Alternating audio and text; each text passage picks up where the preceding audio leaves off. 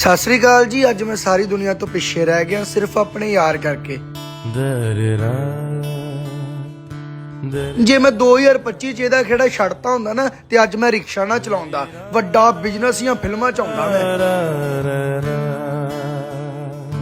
ਆ ਗੱਡੀ ਵੇਖਣ ਦੇ ਜੇ, ਪਰ ਮੇਰੀ ਨਹੀਂ ਆ।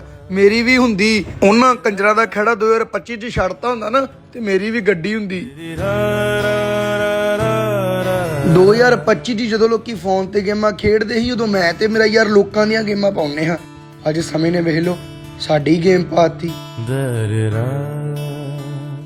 ਅਜੇ ਵੀ ਤੁਹਾਡੇ ਕੋਲ ਮੌਕਾ ਹੈ। ਵੇਲੇ ਨਸ਼ੇੜੀ, ਅਸਤਰ, ਕੰਮ ਚੋਰ, ਕੁੜੀਆਂ ਛੇੜਨ ਵਾਲੇ ਮੁੰਡਿਆਂ ਦਾ ਖੇੜਾ ਛੱਡ ਦੋ, ਨਹੀਂ ਤੇ ਮੇਰੇ ਵਾਂਗੂ ਰਿਕਸ਼ਾ ਚਲਾਓਗੇ। ਮੈਂ ਆਪਣੇ ਸਤਿਕਾਰਯੋਗ ਦੋਸਤ ਨੂੰ ਇਹੋ ਕਹਿਣਾ ਚਾਹੂੰਗਾ, ਕਾਸ਼ ਤੂੰ ਮੈਨੂੰ 2025 ਚ ਛੱਡਤਾ ਹੁੰਦਾ ਤੇ ਅੱਜ ਮੈਂ ਇੱਥੇ ਨਾ ਹੁੰਦਾ। ਫੇਰ ਵੀ ਧੰਨਵਾਦ।